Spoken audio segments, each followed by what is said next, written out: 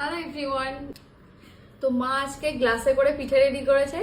তো পিঠেটা কিভাবে রেডি করেছে বা কি নাম সেটা আমি জানি না, তো মায়ের থেকে জেনে নিই মা কিভাবে রেডি করেছে। বলো, রেসিপিটা বলো। প্রথমে ওই সুজিটাকে 1 কাপ সুজি নিয়ে তাতে টক দই মেখেছি, মাখার পরে তাতে নুন মিষ্টি দিয়েছি আর একটু দিয়েছি ওই কি বলে বেকিং সোডা দিয়ে ওইটাকে মেখে রেখে দিয়েছিলাম আধ ঘন্টা। তারপরে নারকেলের পুরটা রেডি করেছি, করে ওইটা গ্লাসের মধ্যে ঢেলে মাঝখানে নারকেলের পুরটা ঢুকিয়ে আর গরম জলে কড়ার মধ্যে গরম জল দিয়ে আর ভেপারে বসিয়ে দিয়েছি। ওটা আধ ঘন্টা পরে আবার ওটা খুলে ঠান্ডা হয়ে তারপরে এই পর্যায়ে পর্যন্ত এসেছি। কি নাম দিয়েছো বলো? আমি গ্লাস পিঠে দিয়েছি। তো তোমরা বলো যে এটা পিঠেটার কি নাম হতে পারে। তো চলো পিঠেটা রেডি করে তারপরে তোমাদেরকে দেখাচ্ছি।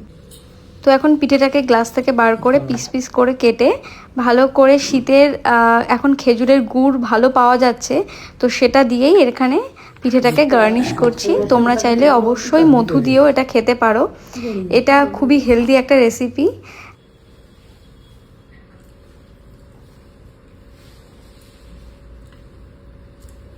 খেতে খুবই ভালো হয়েছে। যারা মিষ্টি খেতে খুবই ভালোবাসে তাদের জন্য এটা খুবই ভালো একটা রেসিপি, সবাই ট্রাই করে দেখো। তো এটা হলো আজকের পিঠে। যদি তোমরা কেউ ট্রাই করে থাকো অবশ্যই আমাকে কমেন্টস করে জানিও। টাটা।